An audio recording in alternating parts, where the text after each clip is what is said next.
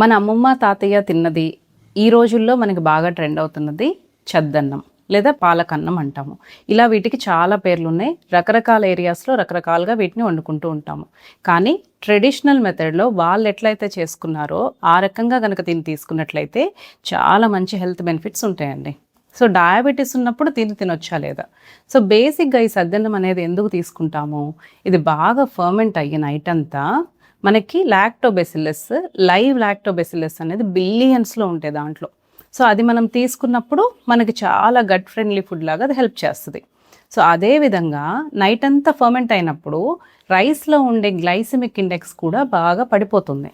దానివల్ల డయాబెటిక్స్కి కూడా త్వరగా షుగర్స్ అనేవి పెరగవు. చక్కగా షుగర్ పెరగకుండా మంచి డైట్ మనం తీసుకున్న వాళ్ళం అవుతాము. సో దీనివల్ల ఇంకొక అడ్వాంటేజ్ ఏంటంటే ఈ లాక్టోబెసిల్లస్ అనేది మనం తీసుకున్నప్పుడు మన పొట్ట లైనింగ్ని అది బాగా ప్రొటెక్ట్ చేస్తుంది. ఇంటెస్టైన్లో కూడా మంచి గట్ బ్యాక్టీరియా అనేది మనకి డెవలప్ అవుతుంది.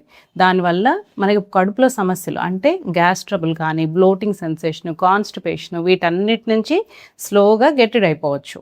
ప్లస్ ఇన్సులిన్ సెన్సిటివిటీని కూడా ఇది బాగా ఇంప్రూవ్ చేస్తుందని చెప్పేసి మనకి స్టడీస్ కూడా ఉన్నాయండి. రైస్లో ఫైటిక్ యాసిడ్ ఉంటుంది కాబట్టి మనం కడుగుతాం.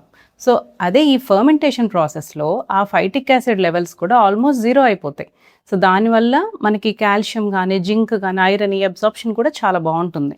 సో చిన్నప్పటి నుంచే పిల్లల నుంచి ఇంట్లో అందరూ కూడా దీన్ని ఒక హ్యాబిట్ లాగా అలవాటు చేసుకోండి. సో వారానికి 2 to 3 టైమ్స్ కనుక బ్రేక్ఫాస్ట్ని రీప్లేస్ చేసి కానీ, లేదా బ్రేక్ఫాస్ట్తో పాటు ఒక కొంచెం పోర్షన్ కంట్రోల్ అండి డెఫినెట్గా ఇంపార్టెంట్.